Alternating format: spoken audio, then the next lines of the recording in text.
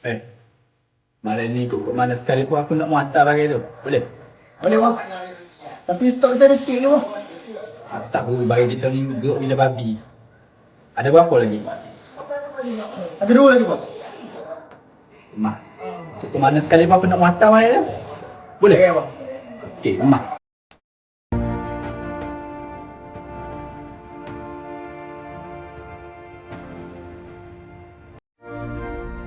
Baik. Malam ni kok mana pun aku nak kerja aku jangan melacak. Boleh buat tak? Boleh? Boleh? Masuk akak aku. Tu customer bagi gitu. Bagi dia.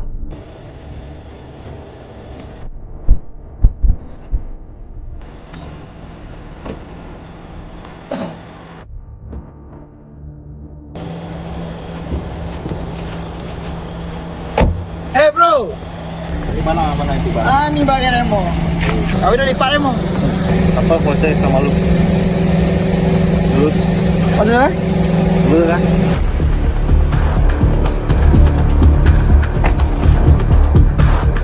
Ada duit bagai jalan. Okey, lulus. Okay. Keren. Masuk lah. Okey. Okay, thank you.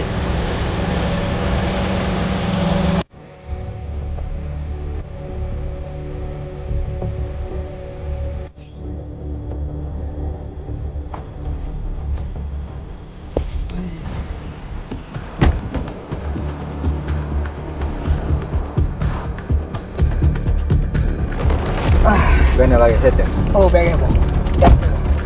Duit. Ha? Duit. Makan apa ya? Oi. Apa dia tu? Oi, Siapa dia?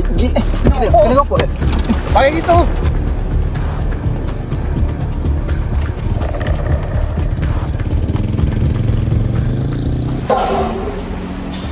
Kamu. Budak mana ada dia?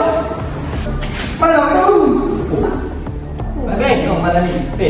Buat ada apa dia buat? Ada rumah ke bos? Kemak. Dia mau pergi mana ni lah stok kita ni. Kalau kau yang nampak rekor tu. Assalamualaikum sahabat pegawai. Masa apa dia gitu? Dah kenal kau untuk saya aku dua ekor ni. Pak. Siapa je gitu insan mana ni tu? Mana kau gitu? Aku nak saya mau mampu dua ekor mana. Masa apa dia gitu? Dah kenal dia. Mana aku mampu gitu.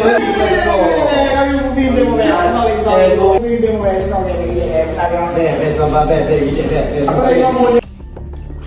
Besar lagi. Ni. Ada latte tak tino eh? Yang mau nak tino, yang mau nak latte. Nak saya kamu nak. Perfume kan? Apa kerja balik tak elok lagi. Ida okey. 14 je. Yola kalau temo ni. Kami tadi Pak Emo, demo 3. Tak apa, tidak Apa kau dah tinggal lu kau tak jaga mai jumpa sana. Baik bang.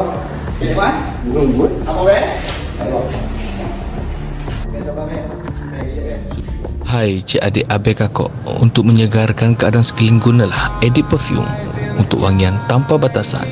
Belum cuba, belum tahu, sudah cuba, hari-hari mau. Kalau tagih, order lagi. Gitu boh.